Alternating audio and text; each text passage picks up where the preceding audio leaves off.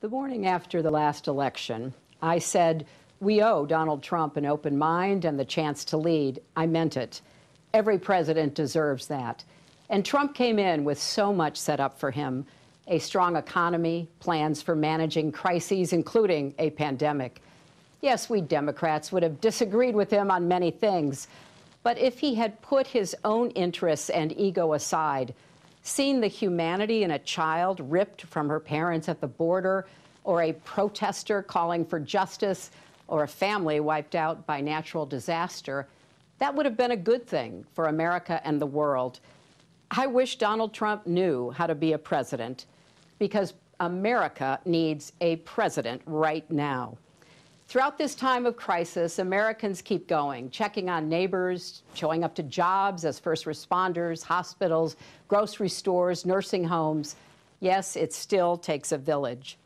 And we need leaders equal to this moment of sacrifice and service. We need Joe Biden and Kamala Harris.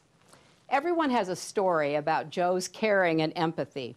I remember him calling after my mother, Dorothy, died, and we talked about being raised by strong women. The best testament to Joe is how he's cared for his family. And how great is it that Dr. Jill Biden plans to keep teaching as First Lady. And Joe picked the right partner in Kamala. She's relentless in the pursuit of justice and equity, and she's kind.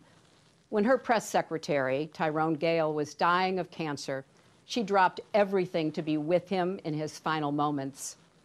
I know something about the slings and arrows she'll face, and believe me, this former district attorney and attorney general can handle them all. So this is the team to pull our nation back from the brink. But they can't do it without us. For 4 years, people have told me, I didn't realize how dangerous he was. I wish I could do it all over. Or worse, I should have voted. Look, this can't be another woulda, coulda, shoulda election. If you vote by mail, request your ballot now and send it back right away. If you vote in person, do it early. Become a poll worker. Most of all, no matter what, vote. As Michelle Obama and Bernie Sanders warned us, if Trump is reelected, things will get even worse. That's why we need unity now more than ever. Remember back in 2016 when Trump asked, what do you have to lose? Well, now we know. Our health care, our jobs, our loved ones, our leadership in the world, and even our post office. But let's set our sights higher than getting one man out of the White House. Joe Biden and Kamala Harris are going to give us so much to vote for. Let's vote for the jobs that Joe's plan will create. Clean energy jobs to fight climate change, caregiving jobs with living wages. Vote for emergency relief that lifts small businesses and saves hardworking people from foreclosures and evictions.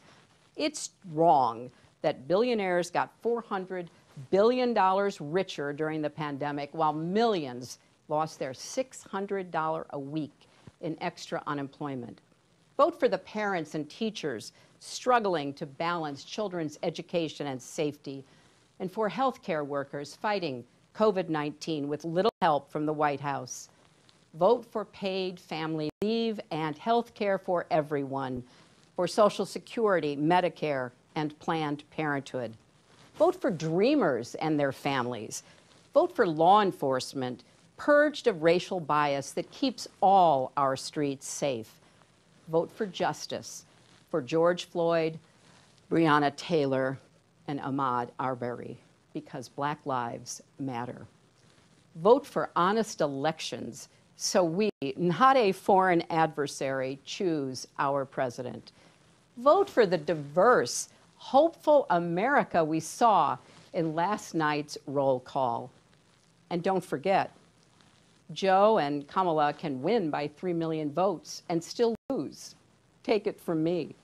So we need numbers overwhelming so Trump can't sneak or steal his way to victory.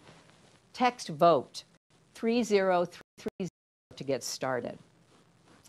100 years ago yesterday, the 19th Amendment to the Constitution was ratified. It took 7 decades of suffragists marching, picketing, and going to jail to push us closer to a more perfect union. 55 years ago, John Lewis marched and bled in Selma. Work was unfinished. Tonight, I'm thinking of the girls and boys who see themselves in America's future because of Kamala Harris, a Black woman, the daughter of Jamaican and Indian immigrants, and our nominee for vice president. This is our country's story, breaking down barriers and expanding the circle of possibility. And to the young people watching, don't give up on America. Despite our flaws and problems, we've come so far. We can still be a more just, equal country with opportunities previous generations could never have imagined. There's a lot of heartbreak in America now. And the truth is, many things were broken before the pandemic. But as the saying goes, the world breaks everyone, and afterward, many are strong at the broken places. That's Joe Biden. He knows how to keep going, unify, and lead, because he's done that for his family and country. So come November, if we're strong together, we'll heal together. We'll redeem the soul and the promise of our country, led by President Joe Biden and Vice President Kamala Harris.